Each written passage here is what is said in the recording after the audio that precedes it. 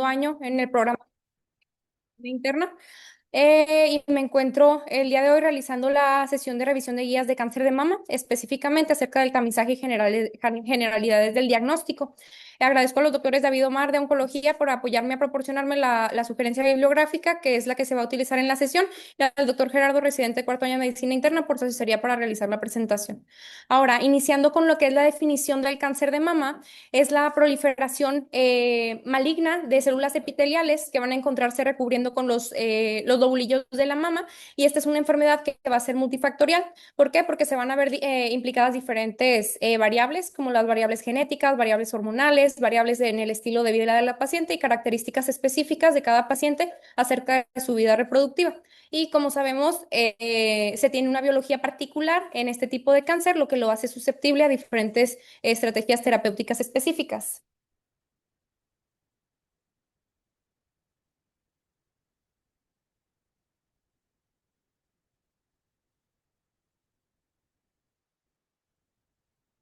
No sé si se sigue viendo en los otros. ¿Allá se sigue viendo? No, yo creo que entonces es esto. Bueno, a ver si se conecta ahorita.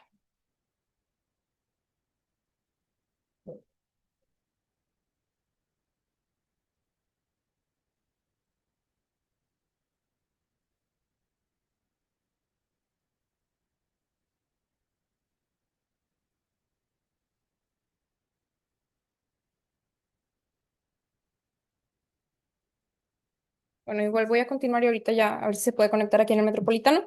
Pero bueno, el cáncer de mama se va a desarrollar como una serie de cambios a nivel molecular en las células epiteliales, y vamos a dividir a grandes rasgos el cáncer de mama en dos grandes grupos. El primer grupo va a ser el cáncer de mama in situ, y el segundo grupo va a ser el cáncer de mama invasivo.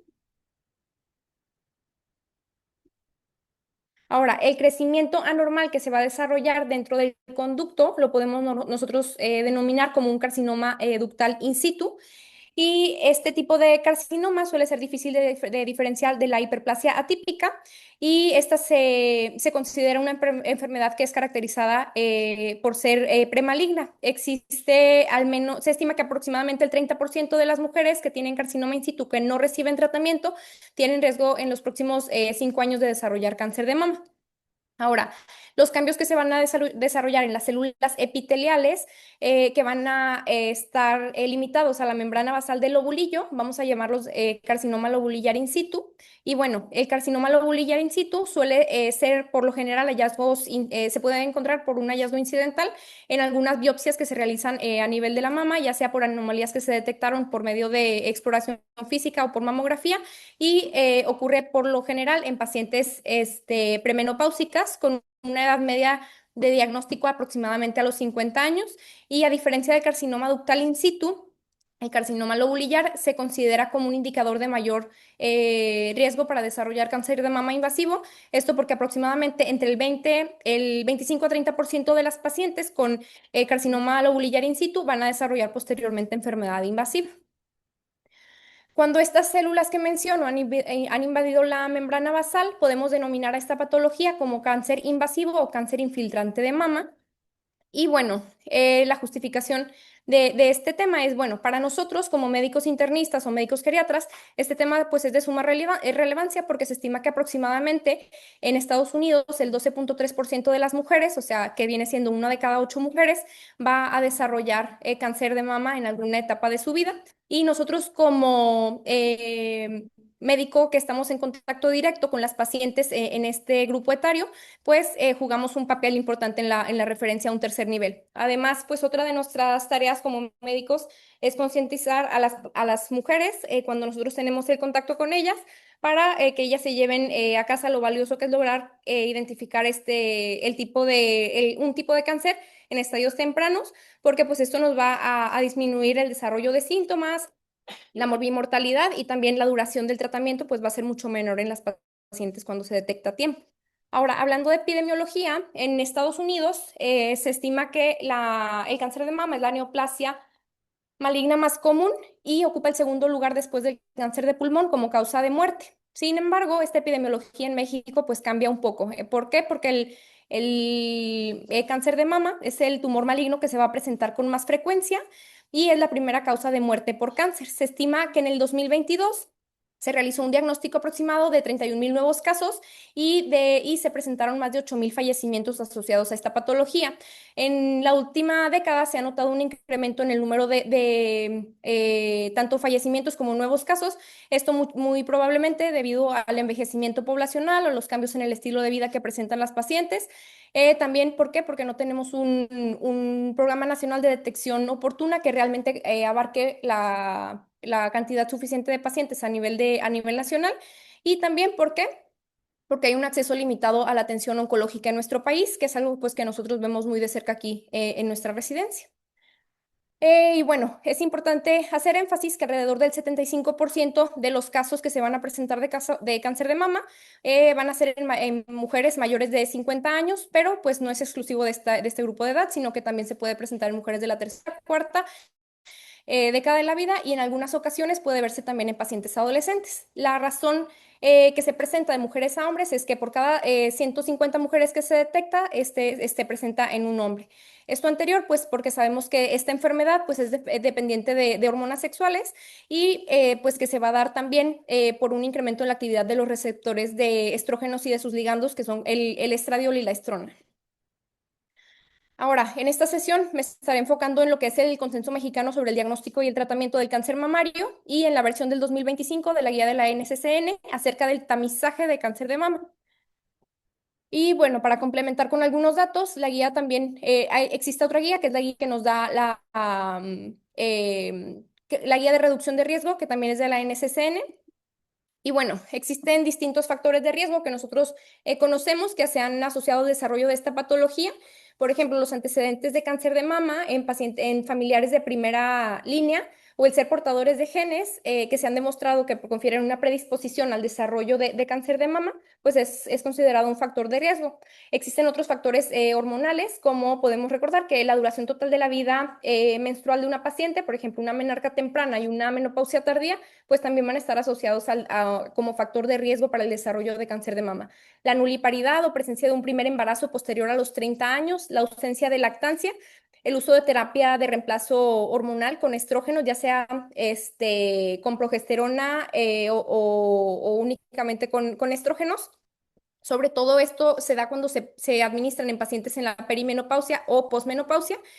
Y bueno, existen otros factores como la dieta y el estilo de vida que también se han asociado como factores de riesgo, al igual que presentar un índice de masa corporal elevado. En las pacientes en quienes se detectó cáncer de mama, se encontró que el 30% de ellas presentaban obesidad y esto es importante, ¿por qué? Porque a pesar de que se realice el diagnóstico por primera vez, pacientes van a tener el riesgo de volver a presentar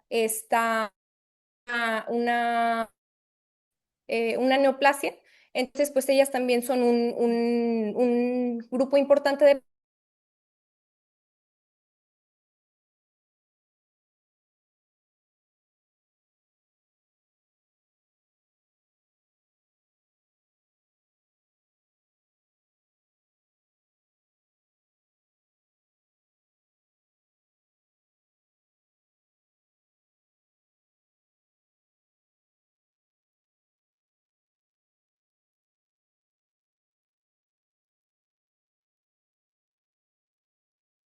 Listo. ¿Ya se puede ver ahí?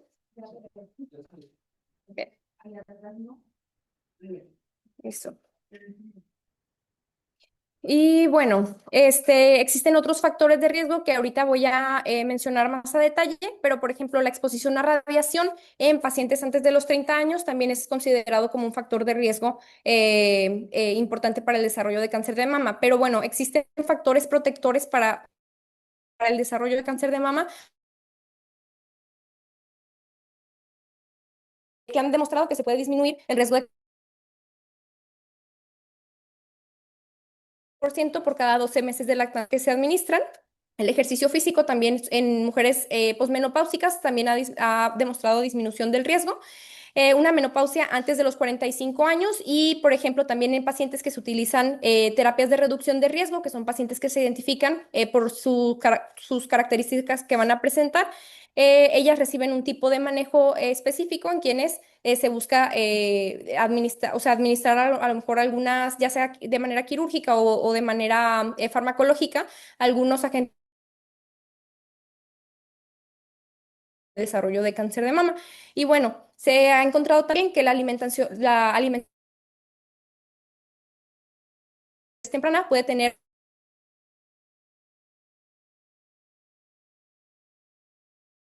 cáncer de mama y se busca que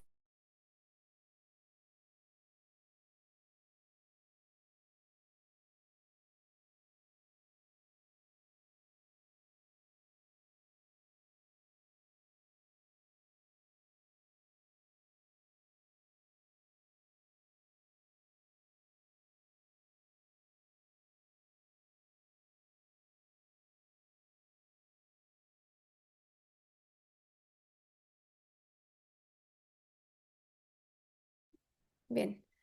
Eh, y bueno, entonces estos modelos de predicción de riesgo nos van a ayudar a mejorar la capacidad de identificar a pacientes que presentan un mayor riesgo de desarrollar cáncer de mama y existe una amplia variedad de estos modelos de predicción. Algunos de ellos se van a centrar más en lo que son antecedentes familiares, mientras otros que van a incluir también antecedentes de la propia paciente, por ejemplo, que ya se haya realizado algún tipo de biopsia mamaria previa, la paridad de la paciente, la densidad de la mama que se va a determinar por medio de la mamografía. Y bueno, el consenso mexicano nos invita a usar esta calculadora que les proporciono aquí. Esta es una calculadora de riesgo para el desarrollo de cáncer invasivo, que es una herramienta interactiva que fue diseñada específicamente para ver cuál es el riesgo que presenta una paciente a 5 años y 10 años de desarrollar cáncer de mama invasivo. Y es importante mencionar esta calculadora específicamente porque esta calculadora va a incluir a lo que es la población hispana. Ahora, otros modelos que menciona la guía de la NCCN es el modelo CanRisk, que es una herramienta que también podemos encontrar en línea y que estima el riesgo de desarrollo de cáncer de mama y de ovario, pero aquí sí vamos a utilizar más lo que son los factores heredofamiliares, algunos genes de susceptibilidad y por lo general la NCCN no recomienda el uso clínico rutinario de algunas pruebas de puntuaciones de riesgo es poligénico que se va a abreviar como PRS. Y en ellas también pues es relevante mencionar que toma otros factores además de los que tomaba la calculadora previa, ¿verdad? Existe otro modelo que es el modelo de Gale, que es un modelo de evaluación de riesgos que permite pues igual ayudarnos a determinar el riesgo absoluto a 5 años y el riesgo a lo largo de la vida de desarrollar cáncer de mama en una paciente. Bien. Es importante mencionar que esta herramienta no se puede utilizar con precisión para aquellas pacientes que han tenido algún tipo de mutación en el BRCA1 o el BRCA2, ni en mujeres que tienen ya un antecedente de cáncer de mama invasivo o in situ. Y como podemos ver en la diapositiva, si es una paciente que cuenta con antecedentes de estos antecedentes, la calculadora de manera inmediata nos limita el continuar con el cálculo del riesgo de la paciente. Y bueno. Aquí nos van a preguntar aparte algunas características demográficas de la paciente y con esto nos va a proporcionar gráficas con las cuales nos va a dar, con los datos que nosotros le dimos, nos va a dar gráficas en donde nos va a poner el riesgo de la paciente tanto a 5 años como a lo largo de la vida de desarrollar cáncer de mama según lo que nosotros vayamos introduciendo en la calculadora. Bien. Ahora, sabiendo estos datos anteriores, lo que sigue es hablar del tamizaje. El tamizaje se realiza en pacientes que no tienen ningún tipo de signo o síntoma de cáncer de mama. Y la finalidad de realizar el tamizaje, pues es detectar lo más temprano posible con la intención de disminuir la morbilidad y mortalidad de tratamiento. Y pues los componentes del tamizaje principalmente van a depender de diferentes factores, por ejemplo, de la edad de la paciente y de otros factores de riesgo o antecedentes médicos que pueda presentar ella. Ahora, la guía de en la NSCN, que se enfoca en tamizaje, nos habla de acerca de los dos componentes del screening para el cáncer de mama, en donde el contacto médico va a ser la clave para el continuar con el tamizaje, ¿verdad? El primer componente va a ser la concientización y el segundo es el seguimiento periódico clínico. En cuanto a la concientización, lo que busca es que las pacientes tengan una familiarización con con sus mamas y que con esto puedan identificar cambios a tiempo. Existen datos que demuestran que cuando las lesiones se detectan por autoexploración mamaria, realmente no hay una disminución en la reducción de la mortalidad. Ahora, en el segundo componente que va a presentar el tamizaje es el seguimiento clínico, el cual va a tener dos aspectos clave. Uno, que son el examen clínico o la exploración física que nosotros realizamos, y otro, pues, son los estudios de imagen. En cuanto a la exploración física o el examen clínico que se puede realizar, tiene una sensibilidad del 54% y una especificidad del 94%, y en este caso no existe un sobrediagnóstico, ya que la mayoría de las pacientes en quienes pues se detecta una anormalidad o una masa por este tipo de tamizaje, realmente pues ya son etapas más invasivas de cáncer, por lo que en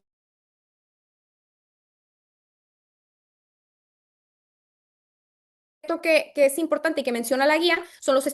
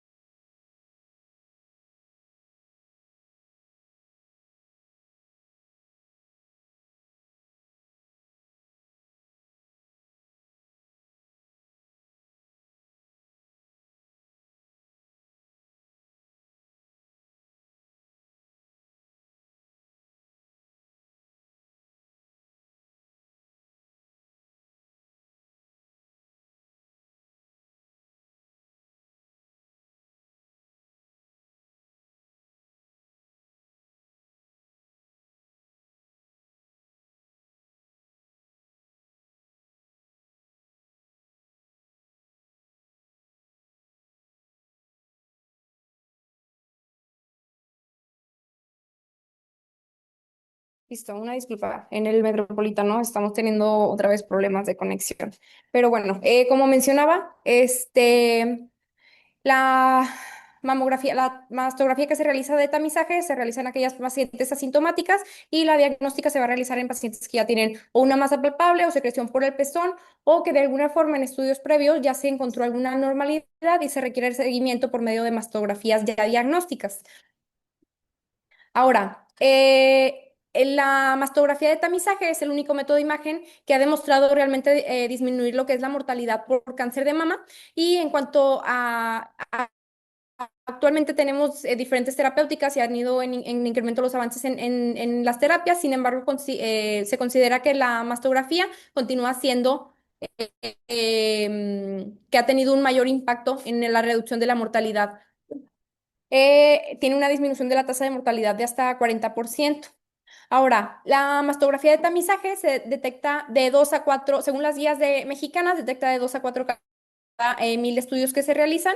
Y bueno, la sensibilidad de la mastografía va a depender mucho de lo que es la densidad mamaria. En mamas grasas tiene una sensibilidad de hasta el 98%. Sin embargo, esta disminuye al 30 a 64% en pacientes que presentan algún tipo de densidad a nivel de las mamas. Y es por ello que en las pacientes que tienen algún tipo de densidad aumentada se puede recomendar también el complementar con ultrasonido para la detección de cáncer. Ahora, hablando de la evaluación del riesgo del cáncer de mama, una vez que el examen físico de la paciente en una paciente que es asintomática es negativo, debemos de dar un seguimiento. El seguimiento va a basarse según la estratificación del riesgo que va a presentar la paciente. Tenemos dos grandes grupos igual en los que podemos dividir, que son las pacientes con un riesgo promedio y las pacientes con un riesgo aumentado. Y los tamizajes van a individualizarse según los factores de riesgo de cada paciente. Ahora, antes de esto es importante mencionar que la Organización Mundial de la Salud en el 2019 este, nos menciona que no importa si la paciente se presenta con algún tipo de síntoma, buscando algún tipo de tamizaje, independientemente de la edad, se le realice algún tipo de mamografía. Esto con la intención de aumentar la cobertura del tamizaje, ya que en algunas poblaciones no llega ni siquiera al 20%, es las estrategias de tamizaje que se han intentado. Ahora, iniciando con las pacientes con riesgo promedio, en ella se va a recomendar que este mismo, o sea, que las mamografías de detección se inicien a los 40 años y el ultrasonido mamario también se puede utilizar en aquellas pacientes que tienen menos de 35 años, pero que presenten algún tipo de sintomatología, de patología mamaria. Y bueno, existen diferentes recomendaciones acerca de a nivel nacional e internacional acerca de estas recomendaciones. Sin embargo, también, por ejemplo, en muchas ocasiones consideran al uso de la resonancia magnética. Sin embargo, pues es importante saber que específicamente en este grupo de riesgo promedio no está indicada en las pacientes que pertenecen a este grupo como parte del tamizaje. Ahora, en las pacientes con este riesgo promedio, se recomienda que la autoexploración de mama se empiece a realizar desde los 18 años, recordando que la autoexploración debe de realizarse 7 días posteriores al finalizar la menstruación y el examen clínico mamario anual, que este debe de ser realizado por un clínico pues que esté capacitado para realizarlo, debe de realizarse a partir de los 25 años y en mujeres que son jóvenes entre 25 a 39 años, se recomienda que la asesoría clínica con un examen, con una exploración física se realice cada uno a 3 años. Esto principalmente con la intención de concientizar a la paciente acerca de lo que, o sea, de las características habituales de su mama y que con esto puedan reportar con el tiempo, según cómo vaya evolucionando, en caso de que se presente algún tipo de alteración posterior. Ahora, en el grupo de pacientes de 40 años o más, la NCCN nos recomienda que el encuentro se realice igual de manera anual con el médico y esto tiene la intención de disminuir el riesgo. También se debe de realizar un examen clínico en mama y se debe de recomendar también el uso de un método de imagen como la mamografía, ya que esta ha demostrado ser una recomendación clase 1 porque ha demostrado una disminución en cuanto a mortalidad. Ahora, ¿qué pasa con el límite de edad de pacientes? ¿Existe o no un límite en el que nosotros digamos ya es suficiente, ya dejamos de tamizar? Pues la NCCN nos menciona que realmente no existe un límite, sino que se va por así decirlo, como a moldear según las características que presente la paciente. Por ejemplo, cuando presentan algún tipo de comorbilidad grave que limitan su esperanza de vida y que no sea aceptable o apropiado, por ejemplo, realizar intervenciones adicionales, es cuando nosotros decimos que es el tiempo de detenernos en cuanto al tamizaje, perdón. Entonces, en algunas fuentes bibliográficas se sugieren otros datos, como por ejemplo si se realiza la mamografía hasta el punto en el que la esperanza de vida sea mayor a 10 años. Sin embargo, pues la NCCN nos menciona esto y creo que es adecuado para considerarlo también en nuestro medio de adoptar. Ahora, ¿cuál es la periodicidad adecuada para realizar las mamografías? Hay diferentes estudios que nos han dicho que el realizarlo de manera anual tiene un mayor beneficio que cuando se realiza el tamizaje cada 2 años en mujeres jóvenes y en mujeres premenopáusicas. También ha demostrado disminución de la mortalidad cuando se realizan, o sea, comparando estos dos grupos en donde se realizan cada año y cada 2 años. Ahora hablemos de las pacientes que pertenecen al grupo del riesgo aumentado. Estas pacientes, de manera general, existen 6 grupos específicos de mujeres que se clasifican como unas pacientes con riesgo aumentado. Y bueno, el grupo de riesgo, por ejemplo, el primer grupo de riesgo que vamos a presentar son aquellas pacientes que tienen predisposición genética ya conocida, eh, en donde presentan antecedentes familiares que son sugestivos de esta predisposición, pero pues sí se debe de realizar un interrogatorio, o sea, tanto a la paciente como de sus antecedentes familiares, esto con la intención de intencionadamente preguntar acerca de antecedente de cáncer de mama, cáncer de ovario y cáncer peritoneal primario. Y en estos casos se debe de iniciar el tamizaje con mastografía 10 años antes de que la familiar más joven fue diagnosticada. Sin embargo, no si la paciente tiene menos de 30 años. Entonces es lo que ocurra primero.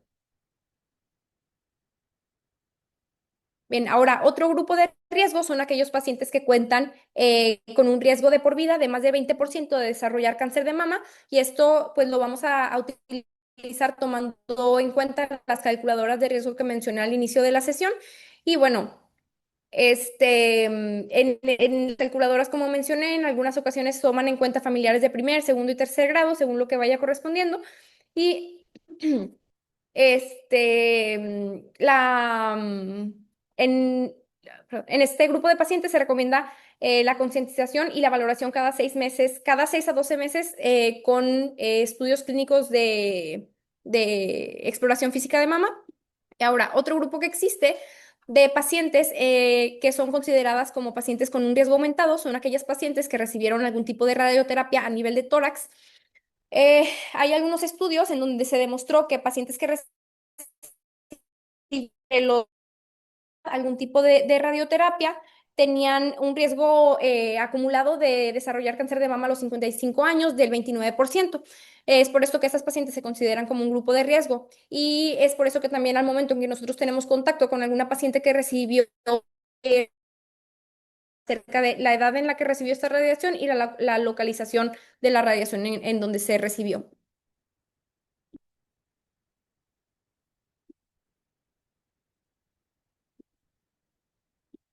Bien.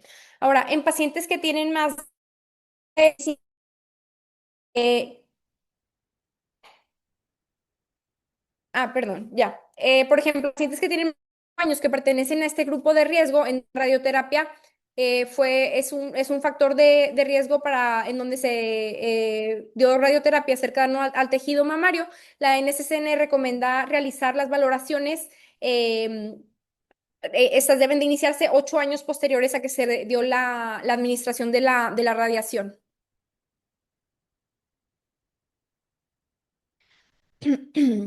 Ahora, en mujeres de 35 años, vale, traes tantita agua o alguien.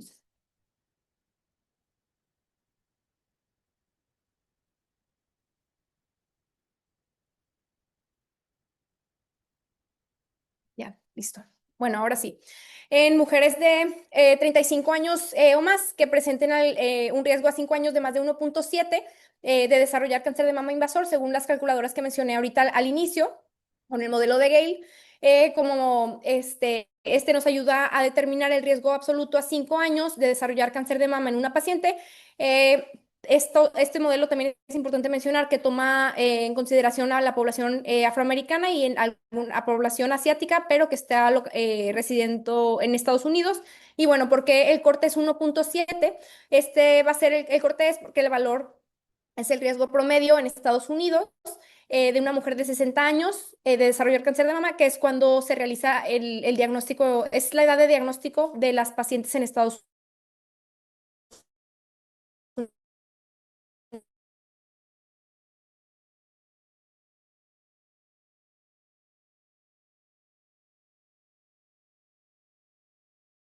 tiene antecedente de detección de un carcinoma lobular in situ, o por ejemplo pacientes que ya tienen antecedente de hiperplasia ductal, este, de hiperplasia ductal atípica. Y bueno, el antecedente personal de estas patologías se asocian con un riesgo incrementado de desarrollo de cáncer. Ahora, hay un sexto grupo que es, como mencioné, son seis grupos en total, que son las pacientes que tienen mamas densas. Aunque no cumplan con algún otro criterio, estas pacientes también, el simple hecho de presentar una masa, una densidad mamaria aumentada, las clasifica como unas pacientes con riesgo aumentado. Porque la sensibilidad de la mastografía va a estar limitada, ya que el tejido mamario se va a ocultar y enmascarar las neoplasias que van a estar en el tejido denso. Y bueno, es importante mencionar que en la edad de tamizaje, la mitad de las pacientes que van a tener, en quienes se van a realizar, van a tener mamas densas. Es importante también decir que hay dos formas de clasificar las mamas densas y una es, por ejemplo, las mamas densas heterogéneas y otras son mamas con densidad extrema. Y en estos casos, el seguimiento también debe de ser, en este grupo, el seguimiento se hace cada 6 a 12 meses. Y en este caso es cuando sí se puede indicar realizar una resonancia como parte del tamizaje de las pacientes. Ahora, las recomendaciones en pacientes con riesgo aumentado en cuanto a tamizaje, pues va a ser el llevar seguimiento cada 6 a 12 meses, realizar una mamografía de manera anual, que esto es importante decir que no cambia la frecuencia de cada cuánto se va a estar realizando la mamografía. Y en mujeres con alto riesgo de tamizaje se debe de incluir el realizar una resonancia magnética con contraste de manera anual. Y también se puede realizar mastografía, ya sea simple o mastografía también con contraste, y esto pues también se puede utilizar el ultrasonido como estudio complementario. Ahora, hablando de las estrategias que existen para reducción de riesgo, contamos con modificaciones en el estilo de vida, cirugías de reducción de riesgo y agentes reductores de riesgo, que este es un apartado de la guía de la NCCN que está, o sea, tiene características muy específicas. Y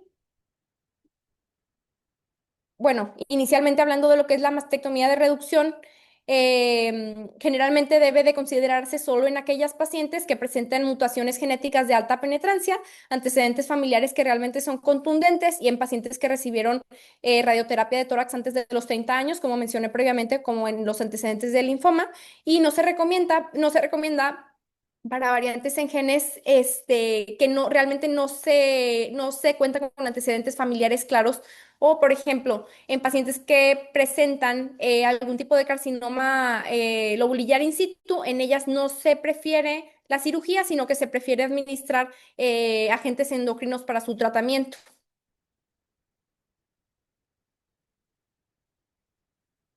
Ahora, ¿qué agentes reductores de riesgo tenemos? Nosotros, por ejemplo, el tamoxifeno, la guía mexicana nos menciona que la dosis debe de ser de 20 miligramos al día y esta se puede administrar en mujeres con o sin menopausia y esta se administra durante 5 años.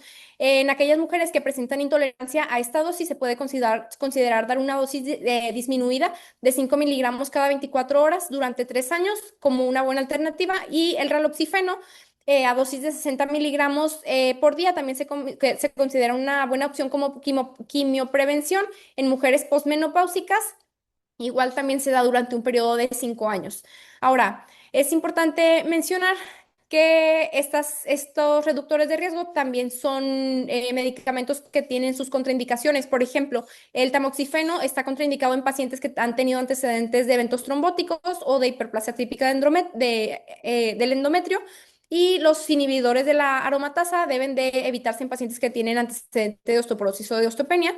Y bueno, toda aquella paciente que esté administrándose este tipo de reductores, de agentes reductores del riesgo, deben de llevar un seguimiento estrecho con un médico por estos mismos riesgos que estoy mencionando. Ahora, hablando de la evaluación diagnóstica, es importante pues mencionar que cuando que cuando se realiza una mamografía, estas deben de contar con ciertos criterios en cuanto al reporte. Se deben de incluir por qué se le realizó el estudio, la técnica que se utilizó y la descripción del tejido que se está encontrando. Y ellos nos deben dar también la clasificación de BIRATS y también nos deben de decir cuál es la conducta a seguir que nos están sugiriendo. Pues sabemos que en múltiples ocasiones hemos visto la clasificación de BIRATS, pero pues creo que es relevante volverlo a mencionar cuando tengamos oportunidad. ¿Por qué? Porque pues esto nos va a orientar acerca de cuál es la conducta a seguir. Entonces, pues igual le vamos a dar un pequeño repaso a lo que es esta clasificación. Y bueno, la escala de BIRATS fue propuesta por el Colegio Americano de Radiología en 1993 y esta fue realizada con la intención de valorar el riesgo y tener un control de calidad acerca de los reportes que se realizaban de las mamografías. Y se va a dividir en 7 grados que van del 0 al 6 y se va a basar en las características que se encuentren en la imagen. Por ejemplo, en un BIRAT 0 es un estudio que se puede reportar como no concluyente y en este reporte lo que se recomienda es que se haga un abordaje con comparación con las mamografías previas para ver cómo ha evolucionado la lesión. Y si esto no es posible también, pues ya se puede optar por realizar otro tipo de métodos de imagen en caso de ser necesario. En cuanto al BIRATS 1 y 2, se reportan como hallazgos con características benignas y estos reportes tienen una malignidad del 0%, por lo que el comportamiento que se recomienda en estas pacientes es llevar el tamizaje de acorde a la edad de forma convencional, como la paciente de riesgo habitual.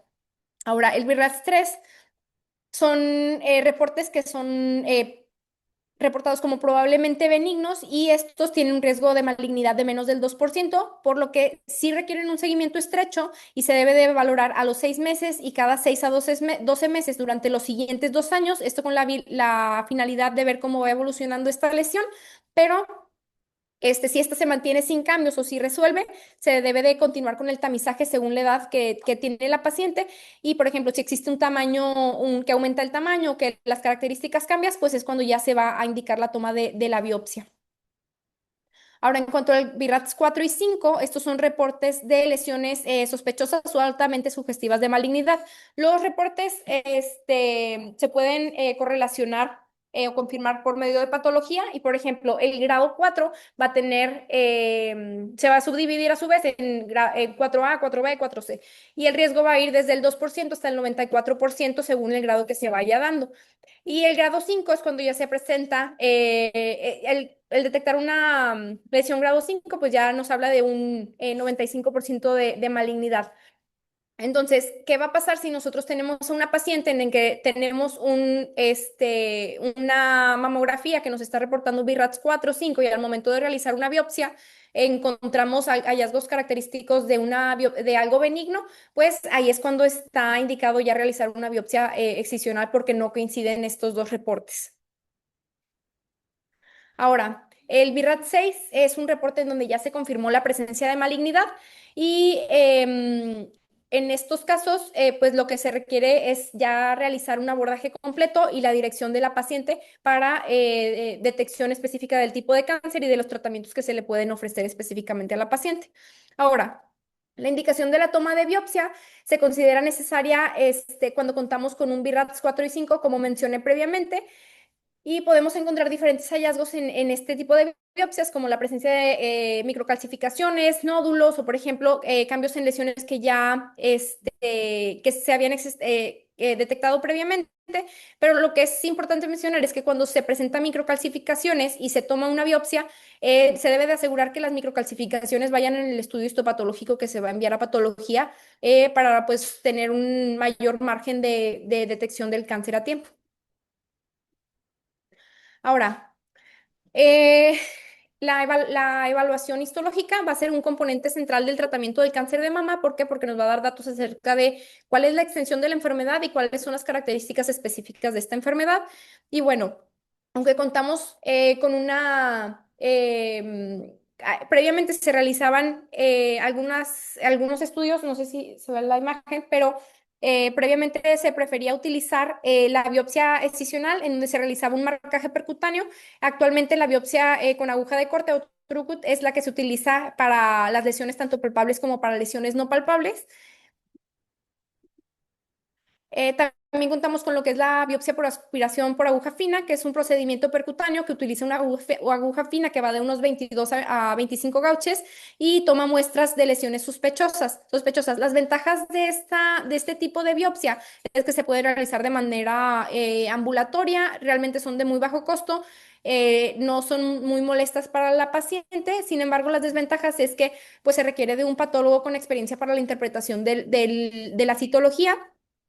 Y aparte, una vez que se encontró una citología con alguna alteración, es necesario volver a intervenir a la paciente para ya tomar la biopsia decisional.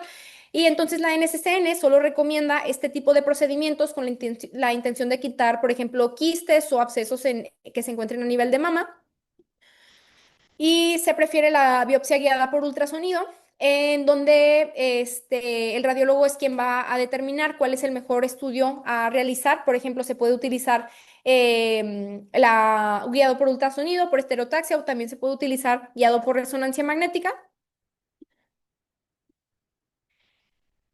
Lo que es la biopsia percutánea guiada por imagen va a consistir en obtener el material histológico y con esto lo que se busca, o sea, se introduce la aguja, se toma la biopsia y pues con esto lo que se busca es obtener la mayor cantidad de tejido para poder enviar a patología y poder tener un diagnóstico certero. Este se realiza con anestesia local, también tiene buena tolerancia, es ambulatorio y bueno, el uso de este tipo de biopsias ha demostrado beneficios también. ¿Por qué? Porque previamente se realizaban intervenciones más extensas en mama y también pues eran cirugías más costosas, ¿verdad? Entonces actualmente el contar con la biopsia con aguja de corte pues sí nos ha disminuido los costos para el diagnóstico y seguimiento también de las pacientes. Y bueno, la NSCN también nos menciona que en este mismo procedimiento se pueden realizar algunos marcajes si se encuentra alguna lesión maligna y realizar cirugías más extensas en caso de ser necesarias. Ahora, la Organización Mundial de la Salud clasifica en el 2019 al cáncer de mama según el tipo histológico que va a presentar en carcinomas in situ, carcinomas invasivos y carcinomas de histología favorable. Sin embargo, todo esto está en una guía adicional que está específica en lo que es el tratamiento del cáncer de mama. Y ahorita la intención de esta sesión, más que nada, es enfocarnos en tamizaje, que es lo que a nosotros como médicos internistas o médicos geriatras pues tenemos que tener a la mano todo el tiempo, ya que somos muchas veces el primer contacto que estos pacientes van a tener con algún tipo de médico y debemos de realizar de manera adecuada el tamizaje. Estas son las referencias que se utilizaron, principalmente fueron las guías de la NCCN y el Consenso Mexicano para detección de cáncer de mama. No sé si alguien tenga alguna duda adicional acerca del tema.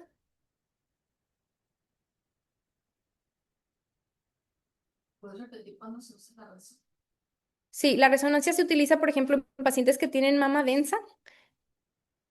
Voy.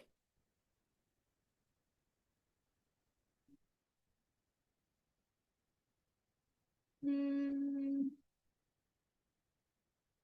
Aquí está. En pacientes que ya son consideradas como de alto riesgo, que dentro de este grupo de pacientes entran las pacientes que tienen mama densa, es cuando ya se puede utilizar la resonancia. Y, por ejemplo, en pacientes que ya fueron, o sea, ya son consideradas como alto riesgo, su mismo tamizaje incluye la realización de resonancia magnética. O sea, por eso es importante saber identificar quiénes son las pacientes que pertenecen a esos 6 grupos de riesgo, que por lo general nosotros, o sea, no vemos a una paciente y sacamos la calculadora para tomar el riesgo y damos por hecho de que, o sea, solamente vemos que es, o sea, mujer y cierta edad, pero realmente hay más factores de riesgo con los que nosotros podemos tamizar a la paciente y ver realmente cuál es el riesgo que tiene la paciente y cuál es el seguimiento que debe de llevar, si es cada 6 meses, cada 12 meses y por qué tipo de estudio de imagen se debe de hacer su seguimiento.